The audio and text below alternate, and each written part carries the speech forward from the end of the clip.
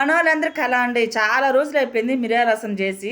ఎలాగో చేస్తున్నా కదా అని అయితే వీడియో అయితే తీశాను. ఈ మిరియాల రసాన్ని కూడా ఒక్కొక్కరు ఒక్కొక్క రకంగా చేస్తున్నారు. నేను కూడా చాలా వీడియోలు చూశాను. ఇప్పుడు నేను ఎలా చేస్తానో చెప్తాను. టమోటాలు, చింతపండు, టమాటాలు కూడా ఎర్రగా ఉండాలా. అట్లా ఉంటేనే టేస్ట్ బాగుంటది అనమాట.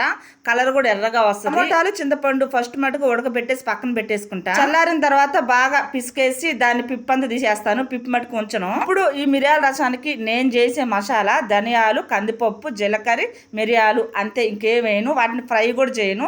పచ్చిగా పొడిగట్టేసుకుంటాను. చాలా మంది అదొక పనిగా ఫ్రై చేసుకుంటున్నారు. అవసరం లేదు. చారు పొడులు, సాంబార్ పొడిలో ఫ్రై చేసుకోవాలి. ఇందాక టమాటా రసం తీసినాం కదా, ఇంకా అందులోకి మసాలా పొడి వేసుకొని దాంట్లోనే కొద్దిగా పసుపు, కళ్ళుప్పు కలుపుకొని ఇక్కడ మనం తాలింపు వేసుకోవడమే. తాలింపులో ఆయిల్, చిన్నులపాయలు, ఎండుమిరపకాయలు, జీలకర్ర, పసుపు కొద్దిగా అంతే. ఎండుమిరపకాయలు కొంచెం నలుపుతాను అనమాట. నాకు ఇట్లా అలవాటు అయిపోయింది. ఒక పొంగు ఎక్కువ ఉడకబెట్టాల్సిన అవసరం లేదు. ఇంక లాస్ట్ లో కొత్తిమీర వేసుకుని సర్వ్ చేసుకోవడం. ఉంటా బయట.